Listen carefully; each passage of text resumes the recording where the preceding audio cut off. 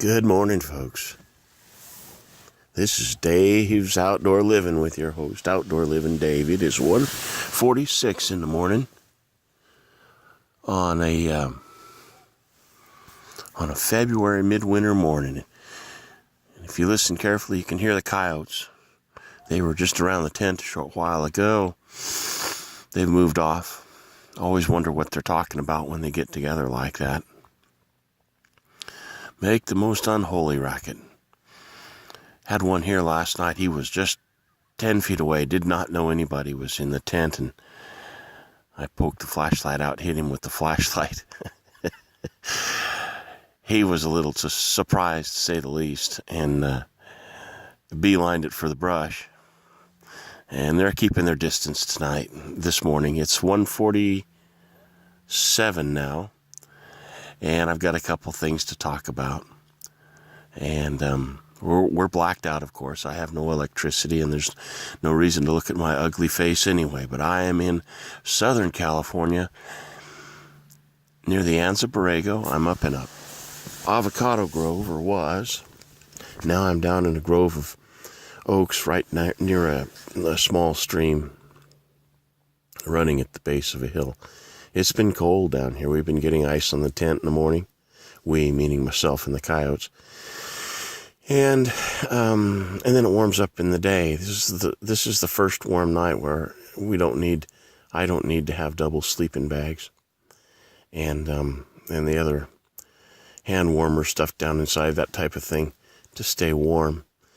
It's kind of nice. It's going to warm up dramatically throughout the rest of the week, but it's also going to bring in a lot of rain from the South Pacific.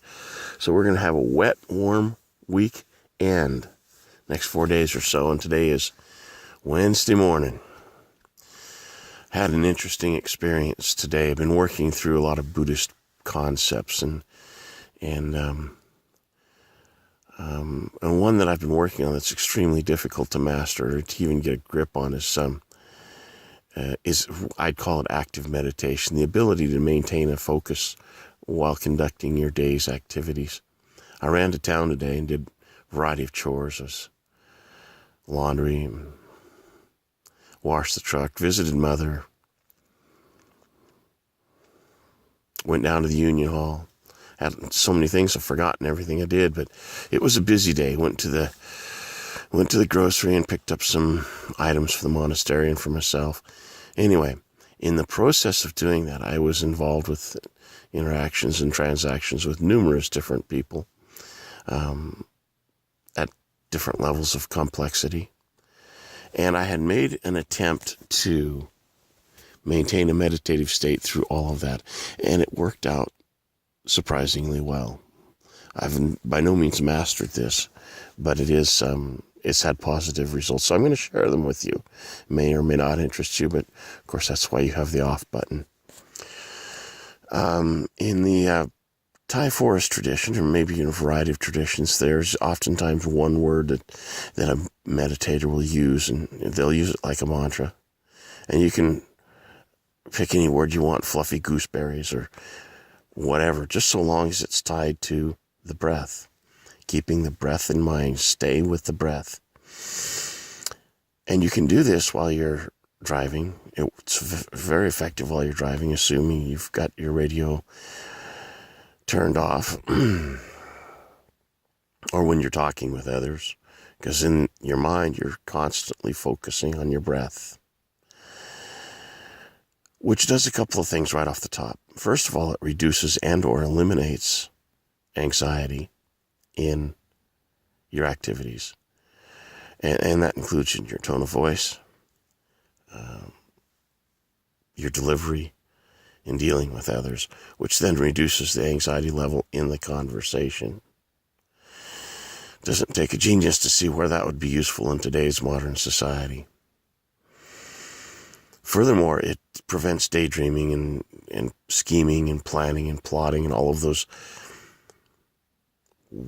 time-wasting, such wasteful activities that we engage in our mind. Considerations of unnecessary and unimportant topics. So if you're constantly saying, in my case, Budo, which is Thai for breath, it brings you back to the basic fundamental purpose for meditating, which is focusing on the breath.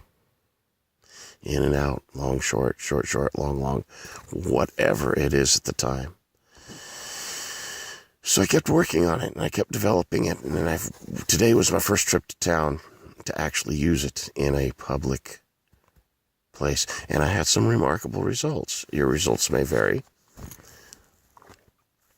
The biggest, excuse me, my voice is going, so lucky for you, I'm going to keep this short. The biggest advantage has been people's response, their willingness to go with an enhanced, how can I say this? Their willingness to develop enhanced attention at what we are discussing, whether it's transacting the purchase of a loaf of bread or at the doctor's office or any particular issue like that. It gets people's attention. There we go. That's what I'm trying to do. And when they are focused on you and you are focused on them, it becomes two human beings dealing with a common human issue. Trivial or important, but it doesn't matter because the focus is on the breath. They're not focusing on the breath. They're focusing on you, focusing on your own breath, but they don't know what you're doing. It's a complicated issue, and my voice is gone. I don't know what happened there. It's approaching 2 o'clock in the morning. That might be a good explanation. More on this later, maybe tomorrow morning when I've got a jug of water and some daylight. Then we'll look around and see where I'm at and show you what's going on. Be moving up to northern Nevada here shortly. Nice to talk with you all. Talk soon. I'm going away. Bye-bye.